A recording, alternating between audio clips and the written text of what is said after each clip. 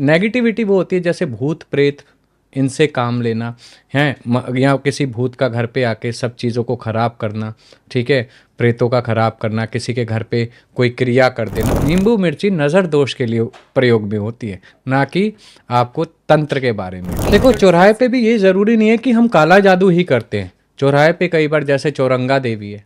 गुरुजी, बहुत सारे लोग ऐसे हैं जो तंत्र की बातें तो सुनते हैं लेकिन उसे सिर्फ नींबू मिर्ची से जोड़कर ही सीमित कर देते हैं।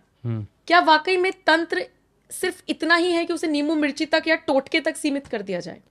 तंत्र अनंत ब्रह्मांड में जैसे फैली हुई ऊर्जा है ना, वो उसी का भाग है। तंत्र का ना तो अंत है ना कोई आरंभ है, ठीक है। स्वयं महादेव और माता पार्वती से जिस अगम निगम शास्त्र की उत्पत्ति हुई, वो तंत्र को कई शाखाओं में बांट दिया गया, उसकी पद्धति को, पूजा को अलग अलग शाखाओं में अलग अलग तरीके से दिया गया, तो उसका एक अंत सिर्फ नींबू मिर्ची पे कहाँ हो सकता है, और शुरुआत नींबू मिर्ची से कैसे हो सकती है? नींबू मिर्ची नज़र दोष के लिए प्रयोग में होती है, ना कि आपको तंत्र के बारे में। आज किसी ने नींबू को देख लिया तो काला जादू समझ लिया, ठीक है, मिर्ची को देख लिया काला जादू। काला जादू इट्स अ नेगेटिविटी, तंत्र इज अ पॉजिटिविटी। तंत्र हमें सकारात्मकता ऊर्जा देती है, तंत्र मोक्ष का मार्ग है, ठीक है। बस आप लोग हैं, आप वैदिक पूजा पद्धति करते हैं, हम तांत्रिक करते हैं, हम नियम में रह के करते हैं, नियम में बांधते हैं चीज़ों को। जैसे हमने 11 बजे जाप करना है तो हम 11 बजे रात्रि को ही जाप करेंगे, हम 11:05 नहीं होने देंगे। तो इस नियम में बंधना ही तंत्र कहलाता है।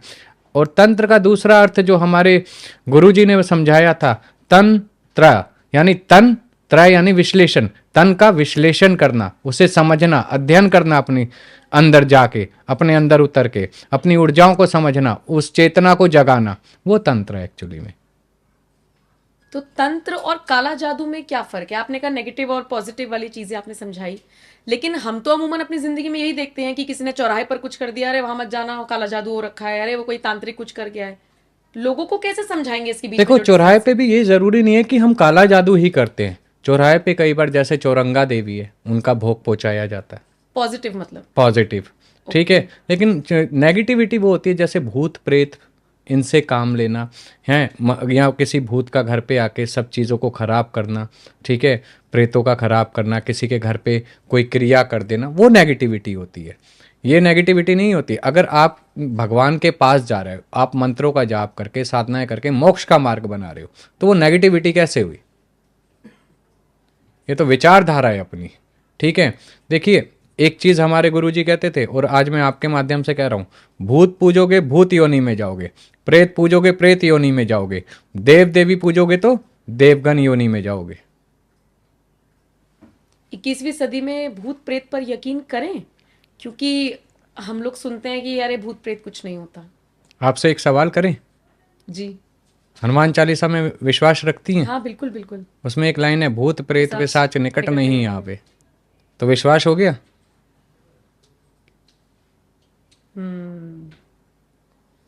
तो ये भूत प्रेत आत्माएं, ये आपने अभी बोला कि कुछ आपने एक वर्ड बोला कि भूत प्रेत की अगर बात हो या अगर वो ऐसे आ जाए, क्या वाकई में किसी के पीछे भूत प्रेत छोड़े जा सकते हैं तंत्र की मदद से? देखिए, छोड़े भी जा सकते हैं, और कई बार क्या होता है, पुराना समय आप उठाइए, पुराने समय में बड़े बुजुर्ग क्या कहते थे? बाल खुले खोल के मत जाओ, तेज परफ्यूम मत लगाओ, हाँ। रात को सुनसान रास्तों पे मत जाओ। अभी भी बोल देते हैं कई जगह पर। कई जगह बोल देते हैं, क्यों? क्योंकि उन्होंने वो अनुभव किया है। जो आज हम अनुभव कर रहे हैं, या जो अनुभव हमने नहीं किया है, लेकिन हमसे पहले वाली पीढ़ियों ने, ठीक है, उन्होंने उन चीज़ों को देखा है। पहले के लोगों पे जो अनुभव था, क्या आज का वो अनुभव है? नहीं है। आज आप टेम्पल देखो, पुराने ऐतिहासिक, ठीक है, कहीं पर भी इतने अच्छी कलाकारी के साथ बनाए हुए हैं, इतने अच्छे बनाए हुए, उस समय कैसे बन गए? क्योंकि उनका अनुभव, उनका ज्ञान आज के इस कलयुग से बहुत ऊपर था। एक्चुअली क्या होता है, जब तक कोई चीज़ हम पे बीतती नहीं है, ठीक है, जो चीज़ का हम अनुभव नहीं करते, हम विश्वास नहीं मानते, ठीक है। मैं ये नहीं कहता हूँ आप विश्वास करो, आप उसे मानो, देखो, लेकिन किसी चीज़ को गलत कहना और उसे नकारना भी गलत है, ठीक है। जिसने अनुभव किया है, जिस पे बीतती है ये वही जानता है।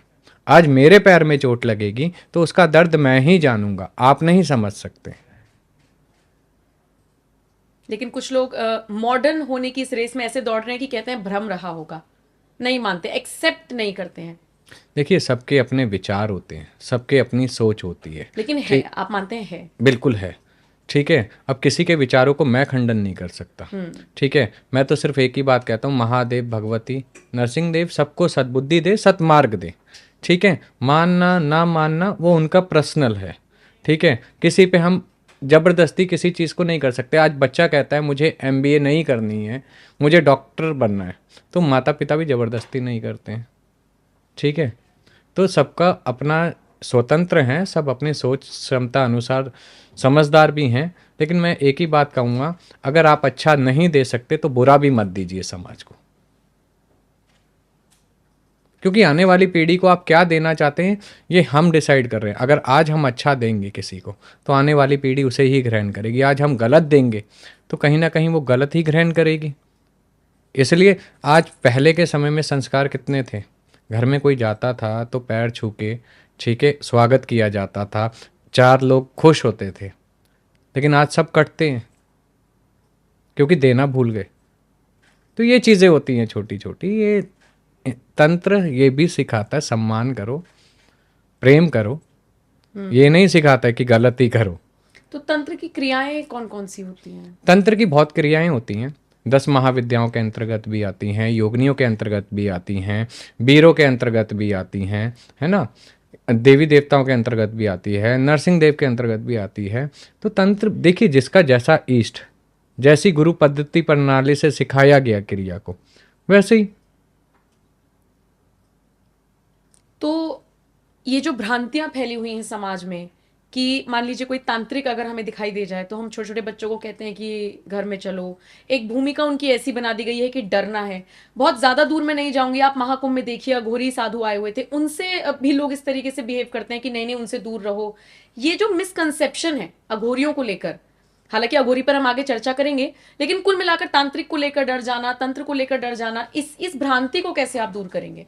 देखिए, इस भ्रांति को दूर करने का एक ही मार्ग है, ठीक है, सत्य को समझना। पांचों उंगलियां बराबर नहीं होती हैं। उसी प्रकार हर काला कपड़ा पहनने वाला, ठीक है, अघोरी भी नहीं होता। हाँ बिल्कुल। ठीक है, जिस पे ज्ञान होगा, जो सही मार्ग देगा, वो डराएगा नहीं। अघोर यानी सरल, जो घोर ना हो। ठीक है, बाकी क्या है जी, देखिए, मनमुखी होना और गुरुमुखी होने में दोनों में फर्क होता है। जो गुरुमुखी होगा, जिसे गुरुओं से ज्ञान मिला है, ठीक है, जो गुरु परंपरा से चलता आ रहा है, ठीक है, वो सदैव देना जानता होगा। लेकिन जो मनमुखी होगा वो कुछ भी बोलेगा और कुछ भी मांगेगा। यहां भेद है। मनमुखी से अच्छा है गुरुमुखी, गुरु परंपरा। गुरुओं की तो परंपरा चली आ रही है। आज हम यहाँ हैं, यहाँ बैठे हैं, अनेक हमारे साधु भाई, सन्यासी मित्रगण भाई आज ज्ञान दे रहे हैं, संसार को सीख दे रहे हैं, सत्य का मार्ग दिखा रहे हैं, तपस्या कर रहे हैं दूसरों के हित के लिए, क्योंकि गुरुमुखी हैं, गुरुओं ने ज्ञान दिया। मनमुखी परेशान करता है। अब घर में ही ले लो, बच्चा मनमुखी होता है ना, वो धम मचा के रखता है।